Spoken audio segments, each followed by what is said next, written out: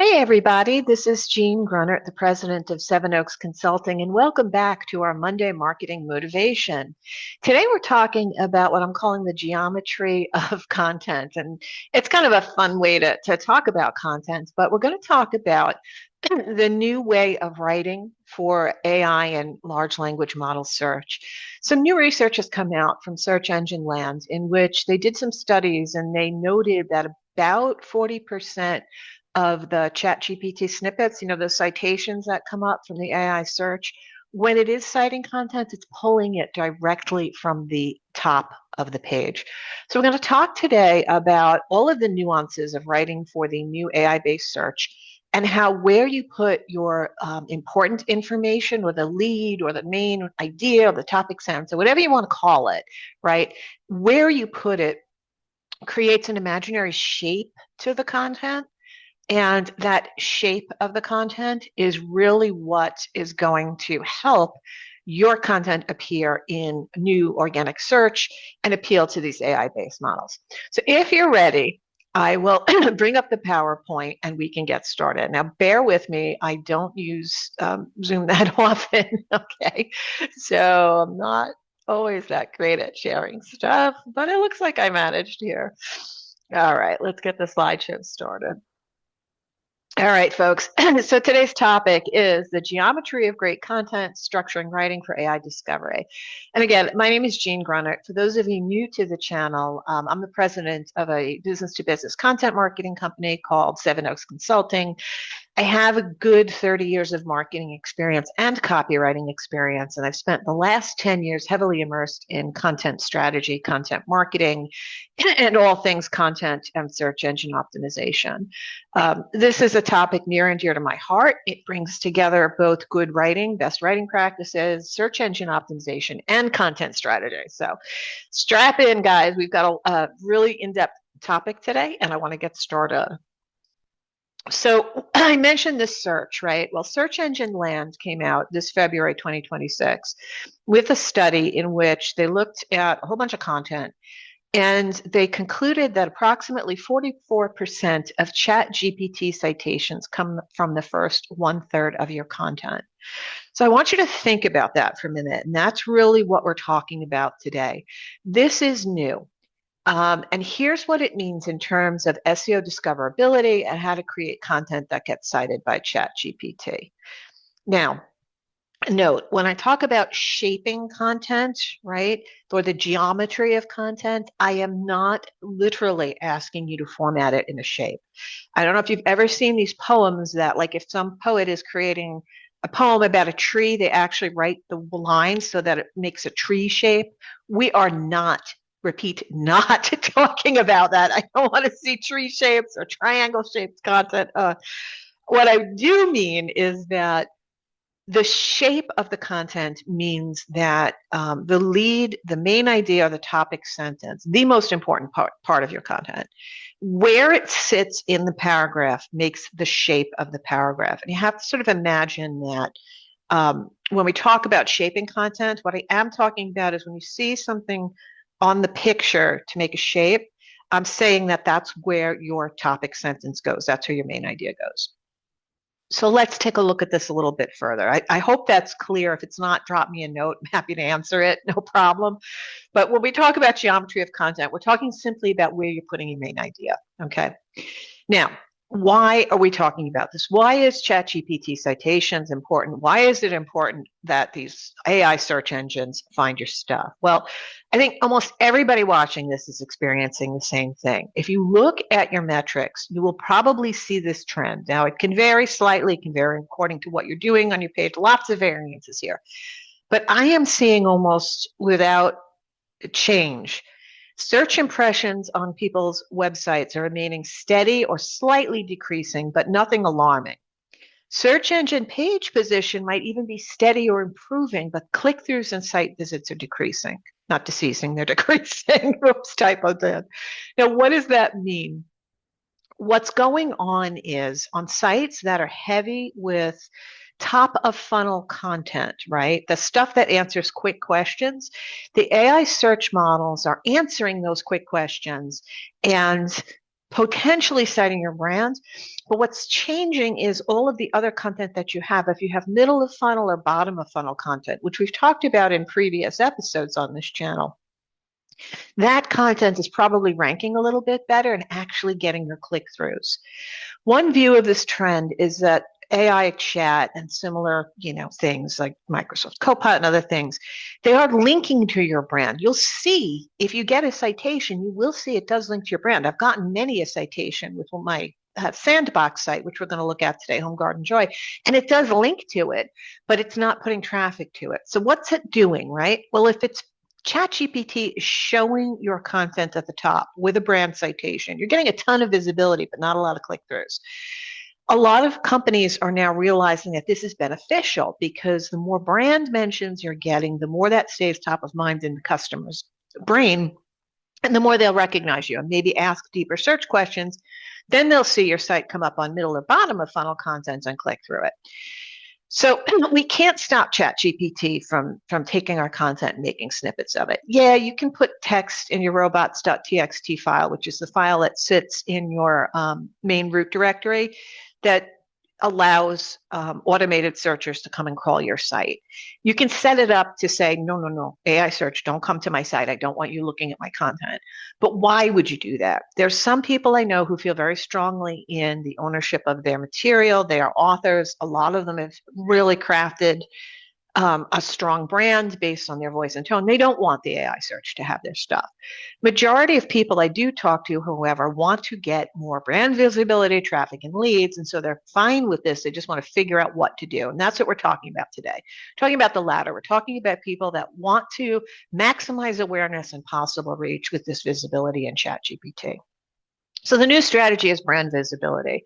AI is the new top of funnel. And just as you would spend in years past, most of your time and effort on that top of funnel content, the simple answers, today what we need to do is, if you've got a lot of that stuff, you need to change it. You need to edit it so that it is more appealing to these new automated AI-based search models. That's what we're doing today. That's what we're talking about today. We're talking about how content should be organized, let's say, shaped. When I say shaped, we'll say organized. How it should be organized to appeal to these AI-based search models. So we're going to talk about this. Now, again, I don't mean to write your material on the page in the shape of a geometric figure. What I am talking about is something I learned in the 6th grade, right? We had this workbook that they used to hand out in reading class, and we had to find out where the topic sentence was, or the main idea. It was called main ideas, right? And this workbook was all about, it would give us like a paragraph of stuff on a page, and then we had to pick what was the main idea, what was the topic sentence, and what was the shape of the paragraph.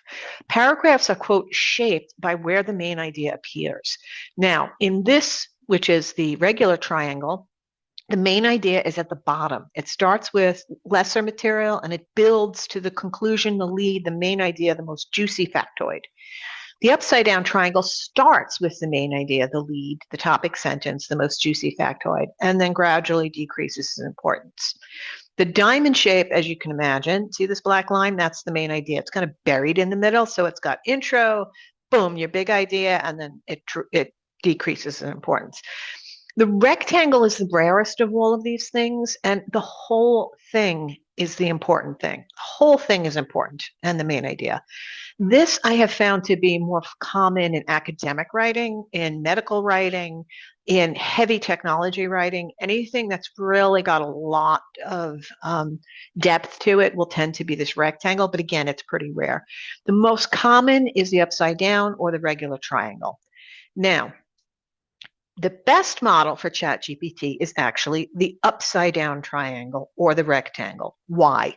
Well, if, according to Search Engine Land, 44% of ChatGPT snippets are taking it from the top 1/3 of your content, if you pack the most important information up here in the top 1/3, it has a better likelihood of being cited by ChatGPT. So the upside down triangle stacks the most important information at the top. It is most likely to receive AI citations. The rectangle shape has no filler, no intro, no paragraph, no conclusion. The entire piece is worthy of citation. Continue to put the most important takeaways first. I want to stop a second and correct something. I said paragraph, and in general, we're talking about paragraph shaped like this when we're talking about regular writing. This can also be used as a model for an entire article or blog post. Again, think of it this way. If ChatGPT is looking for the most important information in the upper 1/3, you want to pack your page with the most important information in the upper 1/3. And so you'll end up with a whole piece shaped like this for online search rather than simply one paragraph. But again, I learned this model on a paragraph, so I may have diverted to that language, but I want to correct that now and be clear that your entire online content piece that you want to rank well, all of the main ideas, most important information should be at the top. Now, I want to use my own website, Home Garden Joy, as our case study today, right? Now, some of you who've been watching this channel for a while know that I have a website. I own it. It's called Home Garden Joy. I've owned it since 2007, and I use it as my sandbox environment to test all of the new SEO concepts that are out there. So it's both a passion project, a fun project for me to share my love of gardening, healthy eating and cooking, and all those kind of homey things that I love to do in my spare time. But it also lets me test out all of these theories on SEO. And so one of the cool things is it is getting cited pretty frequently by the AI searches.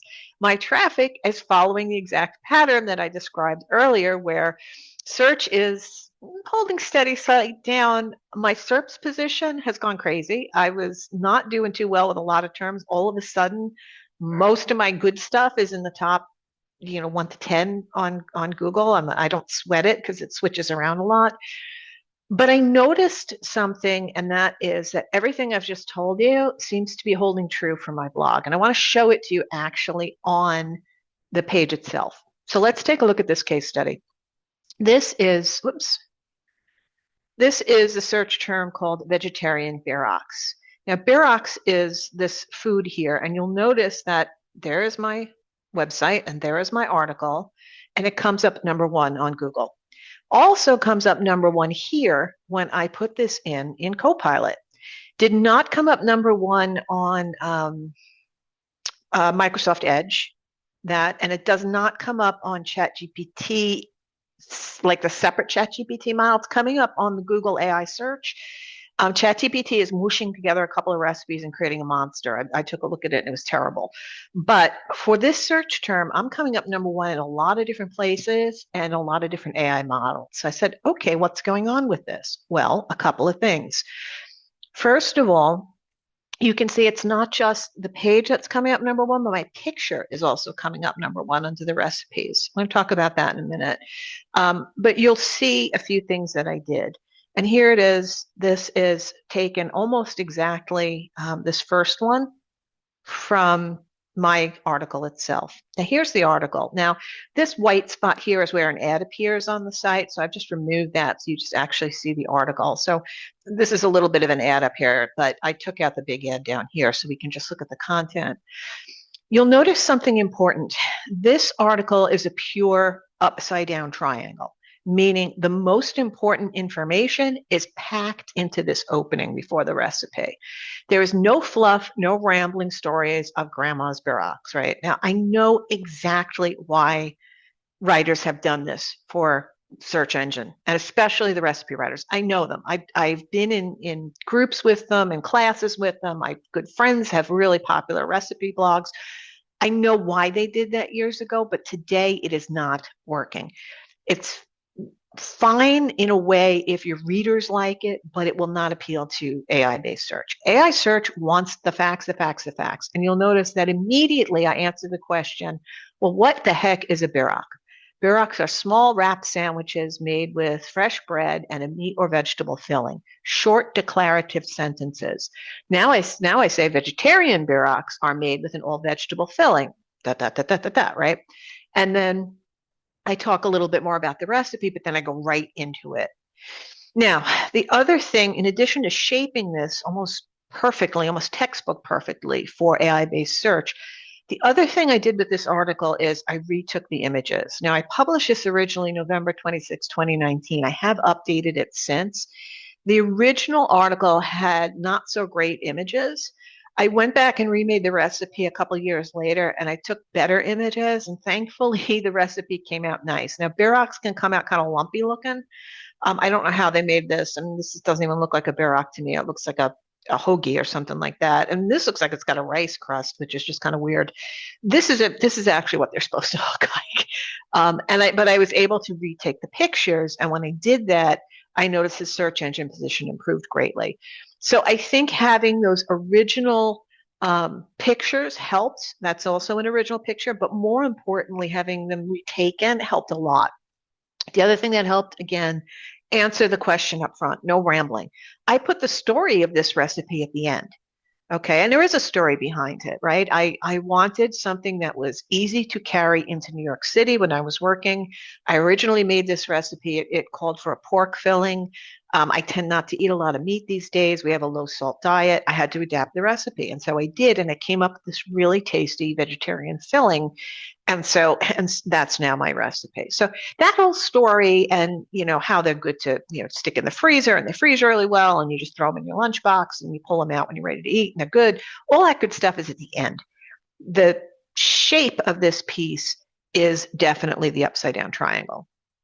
Now, older content sitting on your website today needs a refresh. It really needs to be refreshed. Typically see most older content, which is like pre-2023, it's usually a diamond shape. There's an introduction, but it lacks important takeaways. Most of the important information is stuck in the middle of the article and usually have a super weak concluding paragraph. I see this all the time, folks. I cannot tell you how many writers would do what I call circling the airport but not land the plane. They ramble and they ramble and they ramble and they stick the keyword in the intro and they make this kind of really weak intro. Then they finally get to what they want to say. I can literally take some people's writing and chop out the full first couple of paragraphs and start it, and you don't lose a thing. If that's the case, you should have been starting with this all along. The other thing is the weak concluding paragraphs drive me a bit nuts. They're not that important for AI, large language model search, but if you are saying at the end, the bottom line all the time, conclusion, anything like that, for goodness sakes, you're missing an important thing. And that is you've got an extra H2 headline down there. Use it. Put something else important in there. Everything you can do to tweak that content is good. And just saying conclusion or the bottom line or something like that, not good at all, guys. It really loses an opportunity. So we've talked a lot today about stuff, right? Now, every time we talk, I give you some homework. So here's your homework. You're to do. Start refreshing your older content. Try and get it to rank better for these large language model search. Try and update 2 to 3 older blog posts per week. Remember how I said you can often chop out the opening paragraph?